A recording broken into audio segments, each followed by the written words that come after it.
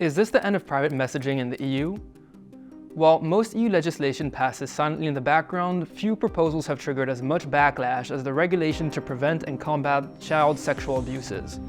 By now it's more commonly known as chat control. It's about new rules for tech companies and online services such as WhatsApp or TikTok to detect and remove child sexual abuse material, or CSAM for short, from their platforms, including in private communications. This is such a huge overhaul that the European Data Protection Supervisor claimed that the CSAM proposal would fundamentally change the internet and digital communication as we know it, and that it will be a point of no return. The radical proposals by the European Commission and Council have left citizens, digital rights organizations, and also the EU Parliament fearing mass surveillance and the end of confidential online communication. It's a proposal that has put two camps against one another in a fierce lobbying battle. A pro-child protection proponent camp on the one hand versus a pro-privacy and digital rights camp on the other. So what exactly is the CSAM proposal? What does it say about how we police online content? And what does it mean for the future of privacy in the EU? So let's start by talking about what the problem actually is. The EU has a child sexual abuse material problem. According to the US National Center for Missing and Exploited Children, CSAM reports in the EU increased from 23,000 in 2010 to 1.5 million in 2022, with over 5 million images and videos being shared. And so the European Commission wants providers to take responsibility for the content that's on their platforms. This already happens to a certain extent. Under another piece of EU legislation, the Digital Services Act, these online platforms already have the legal obligation to remove child sexual abuse material, but they're not responsible for detecting it, though many do so voluntarily, with permission from the EU through a special derogation that allows them to bypass normal privacy rules. So the Commission wants stronger rules mainly because of the dramatic increase in the spread of CSAM images in recent years. And I mean, that's a fair goal. It's hard to argue against it because politically no one wants to be seen as someone who opposes measures to tackle the spread of child sexual abuse material. But it's not the goal, it's the methods that the Commission proposed that has led to so much backlash. Essentially, the rules would oblige providers to detect or scan, report and remove CSAM on their platforms. This includes private communication, for example messages on Facebook Messenger, WhatsApp or emails. Providers would then be obliged to evaluate the risk of spreading CSAM and then set up measures to stop their spread.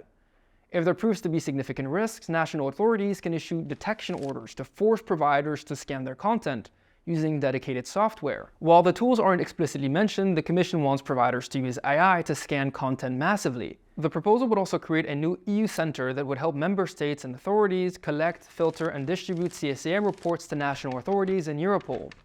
But perhaps the most controversial part is that the EU Commission wants to enable providers to also scan encrypted environments, effectively rendering encryption useless. This could even lead to all of our private messages being read. Understandably, digital rights organizations, journalists, academics, and legal experts have all sent open letters criticizing the proposal.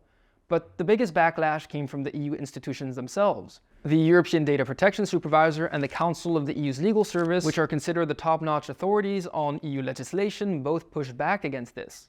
Their first issue was with the scope of detection and scanning, which is heavily criticized as being disproportionate. Basically, when a platform is considered at significant risk of being used to spread CSAM, the Commission wants to enable providers to scan the communication of the entire platform. This would mean that the communication of not just perpetrators, but all users could be scanned. Since spreading CSAM can never be completely prevented, experts also fear that detection orders would be issued for all the widely used services such as WhatsApp, Facebook, Instagram, and emails.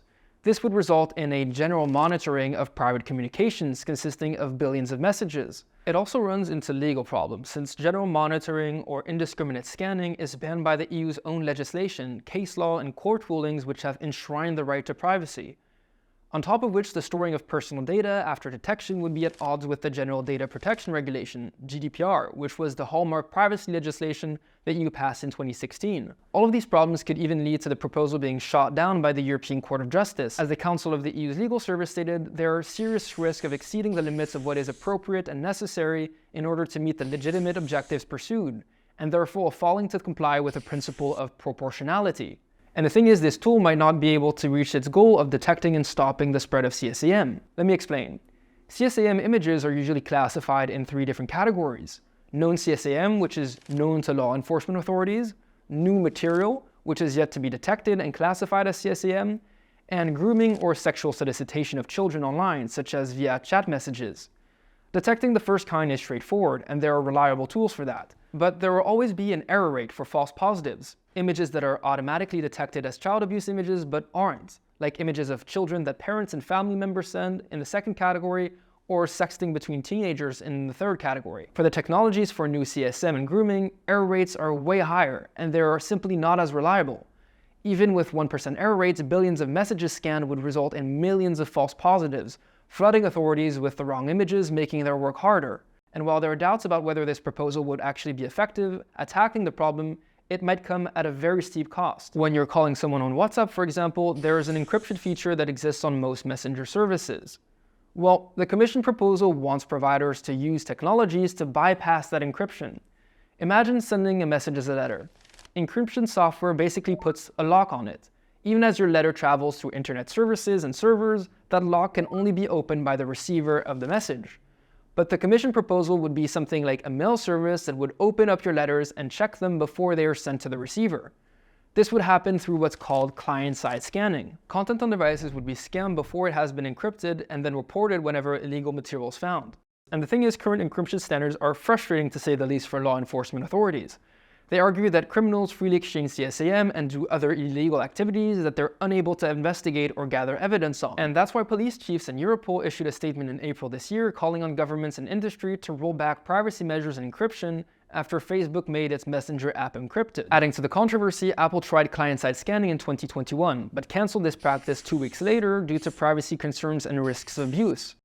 Another concern is that technologies to detect CSAM could end up being used for other purposes. In fact, leaked talks between Europol, the EU Agency for Law Enforcement Cooperation, and Commission officials showed that Europol is very keen to use the new law to investigate private communications for other criminal activities. In talks with the Commission, a Europol official went as far as requesting unlimited access to the data resulting from the detection.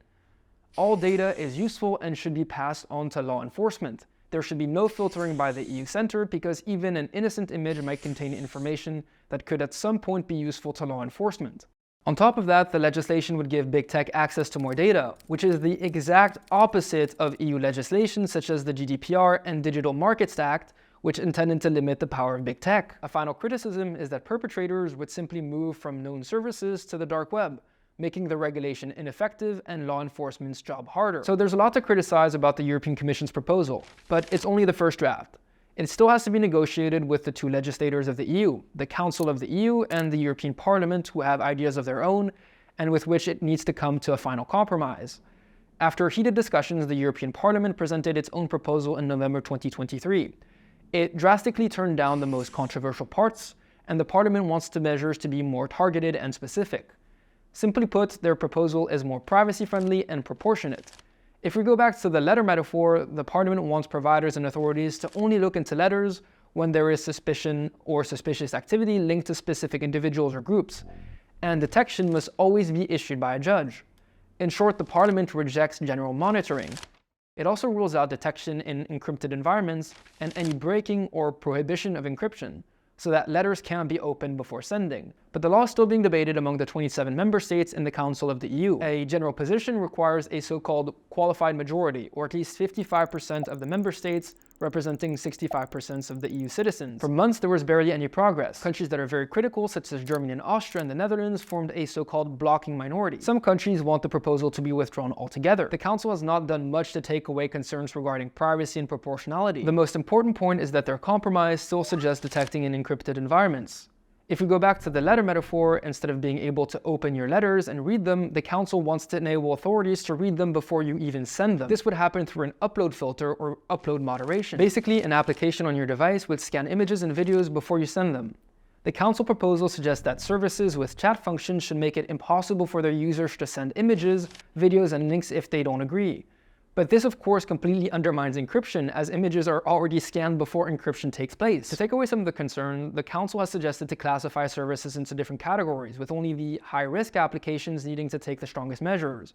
But the most used applications would all fall under this category and would risk being scanned massively. Now that this current compromise has not received enough support, it will be up to the upcoming Hungarian presidency starting on July 1st to come up with a proposal that gathers enough support. If they succeed, long and difficult negotiations with the European Parliament and Commission still need to begin. So now there are 3 varying proposals from the 3 main EU legislative institutions, which will need to come together in order to turn that proposal into a law. But whatever changes they make, the perception of chat control will be difficult to wear off, especially with the amount of backlash it has triggered and the fact that it is very damaging to privacy. And this law could still possibly be dropped in its entirety. But what do you think? Is this legislation worth rescuing to tackle CSAM, or should the proposal be dropped entirely? Let me know what you think in the comments down below. Additionally, do let me know if you like this type of content about specific EU policies, and if you would be interested in seeing more videos like this one. As you'll notice, this video doesn't really have a sponsor, since talking about child abuse material is not something I felt comfortable pitching to potential sponsors. So if you like this video, feel free to support Into Europe on Patreon. I recently started a crowdfunding campaign in order to be able to raise 700 euros to rent a space to build a video recording studio. And we're currently a little more than 25% there. So go check it out in the link in the description down below. If you like this video about privacy, then I suggest you watch this video on the digital euro, where I went to Frankfurt and talked to some experts of the European Central Bank.